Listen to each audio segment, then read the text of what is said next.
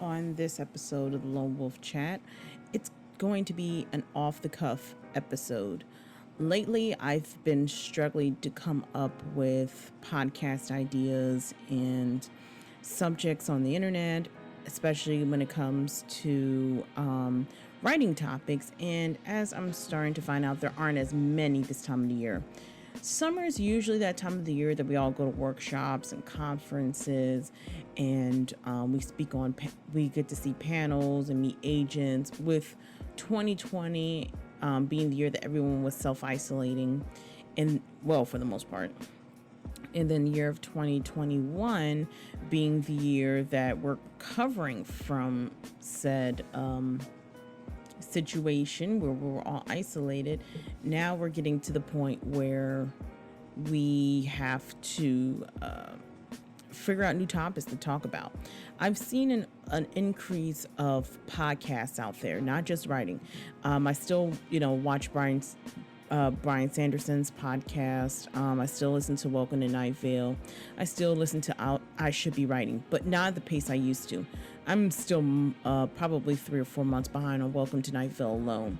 And I know part of that is because I kind of fell off the podcast wagon. And I know that has something to do with the fact that I was just, I don't know. 2020 was a weird year. And if you've seen any of my vlogs, you know that it's been a weird year. And then we're all recovering from it, and it almost put a lot of stuff into perspective for me, especially. It got to the point where I realized, even last month, I'm still working on my NaNoWriMo story or what have you, that I don't really need to do vlogs every month. And a lot of other colleagues I've seen, not just Brooke Passmore, who's decided, she didn't want to be a full-time writer. I've seen a lot of them kind of drop off of the YouTube platform, and I understand why it's happening. There's a severe oversaturation in the market, and when 2020 hit, everybody thought that this is their time to shine.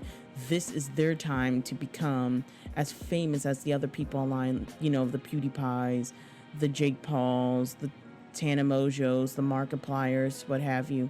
They thought that this is their time to shine. This is their chance to be number one in the market also, and to get some of that wealth. Well, YouTube and other big platforms fought back.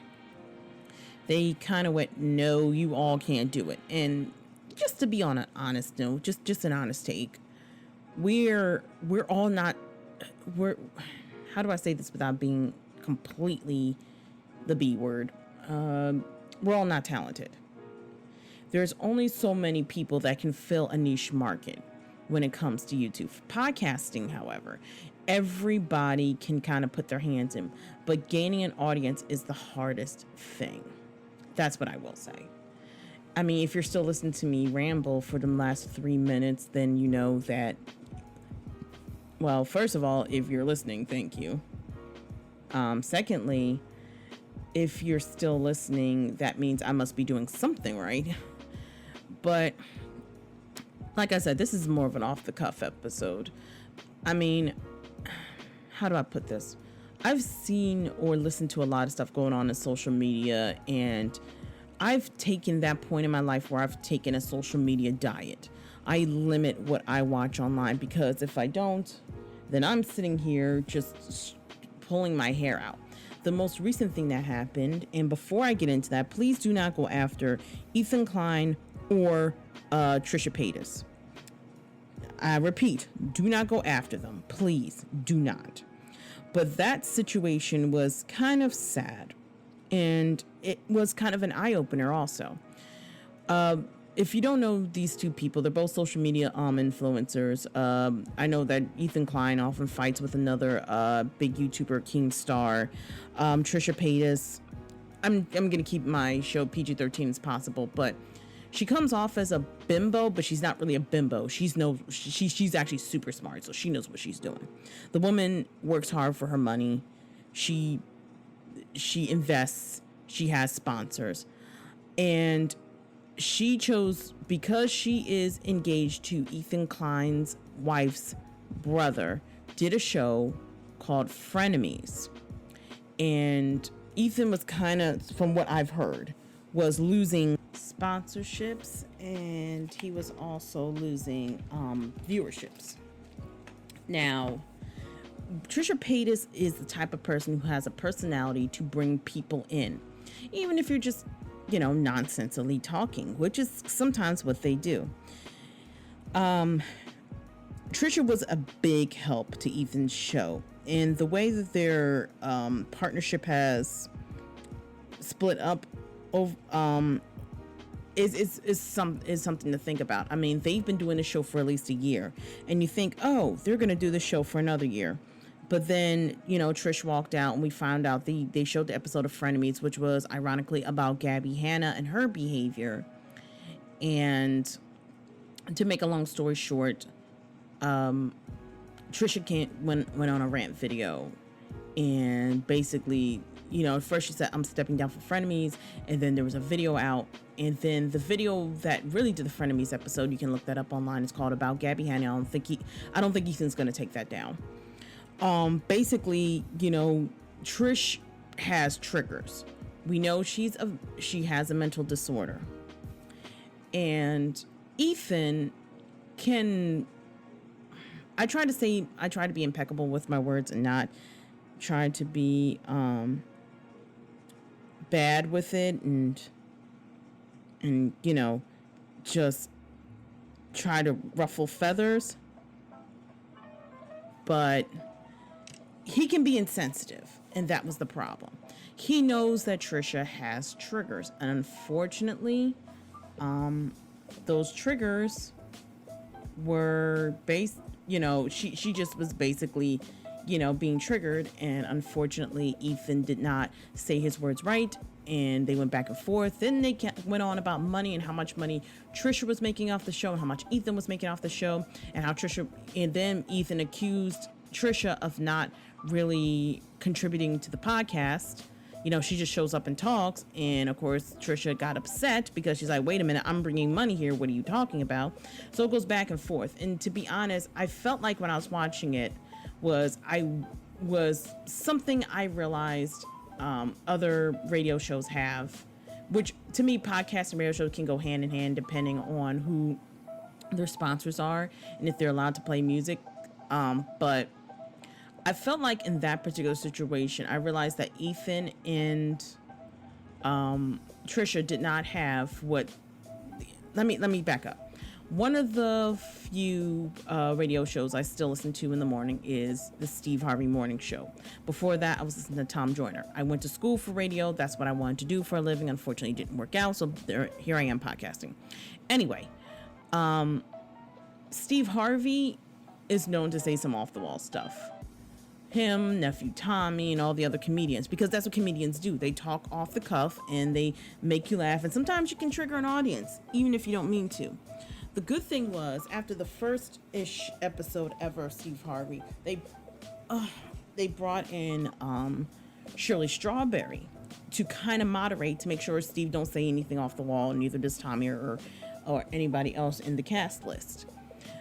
Trisha and Ethan, on the other hand, did not have that person to say, just like either mute their mics or go, oh, whoa, wait, we can't bring this up in the podcast. And I know some people are gonna say out there that radio and podcasting are two different mediums and genres. Yes and no, I will say to that. The real difference between radio and podcasting is podcasting, you can talk about whatever you want for how long you want, and you can kind of just go from there. When it comes to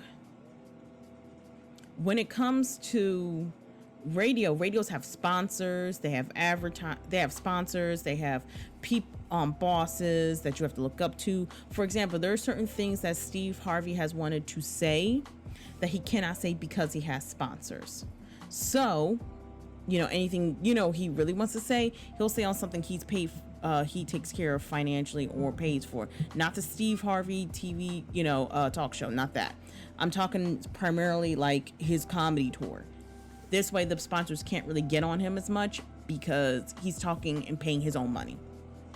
So that's where I think because I actually, kind of watched some of Ethan Klein's 44-minute video, responding to what happened with frenemies, but I kind of just clicked off because I was, to be honest, I was working on my NaNoWriMo manuscript. So I really, I was half listening, and then a lot of the stuff he said, I feel like it didn't make sense business wise. So I kind of clicked off. But when it comes to that particular situation, that's why I said this is why they need to have someone like a Shirley Strawberry who's in the middle saying, yo, knock it off. Breakfast Club has that. I forgot who is. I don't really listen to the Breakfast Club as much. But I know there's somebody that, kind of buffers the like Charlemagne from saying off the wall stuff. And it also helps when they have good chemistry. Ethan and Trisha actually did have good chemistry as long as these two weren't triggering each other. When they triggered each other, then we have a break in podcast and people acting off the cuff when they can't stay on subject. Now, I bring this up because I was in the car probably last Sunday talking to my husband about my podcast. And I said, well, babe, I'm starting to find it harder and harder to come up with podcast subjects because of writing. And my husband's like, babe, there's only so much you can talk about in writing. You should branch out to other subjects. You know all about what's going on in the YouTube world. You know what's going on in social media.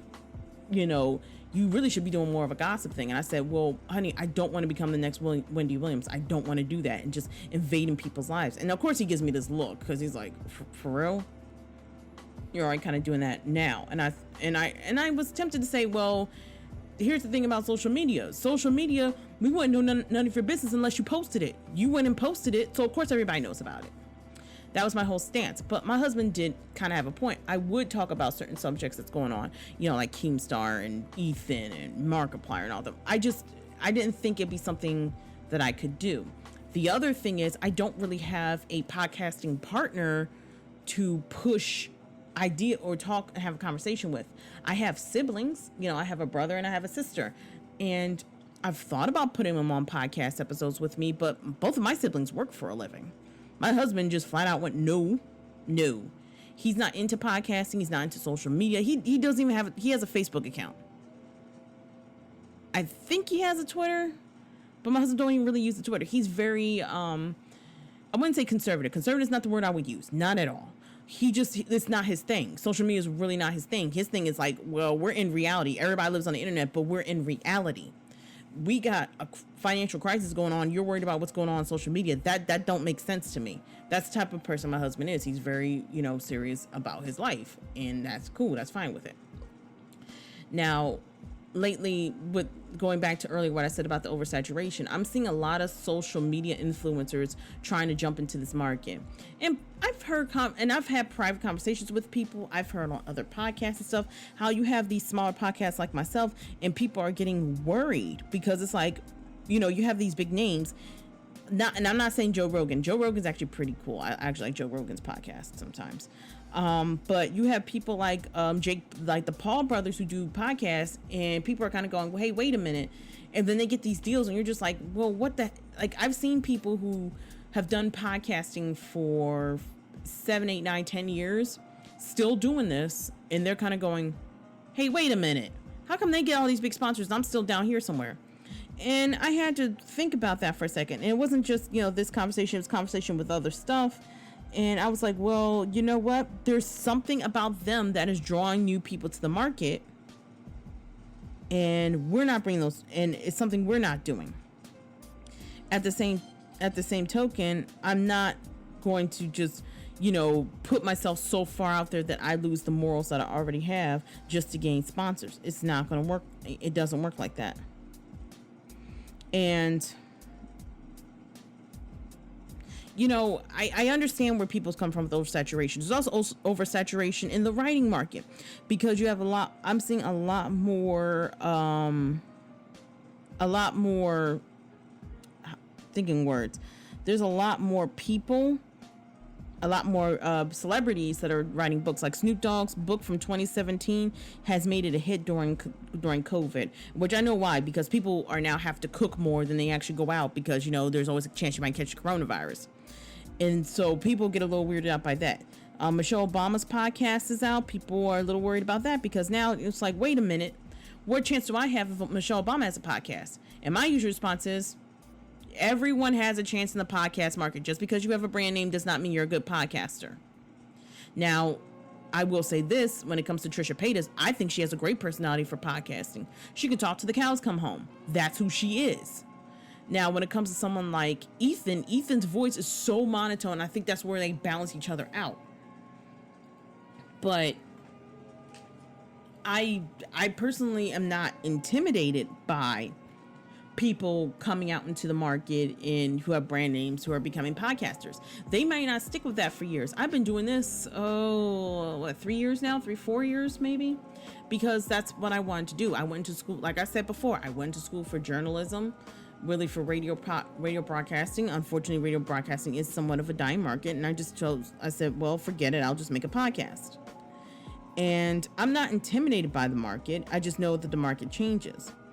And I think that's part of the thing when it comes to the way 2021 is going. We're 6 months into this year and stuff is changing, and it's changing at such a pace that it's scaring people.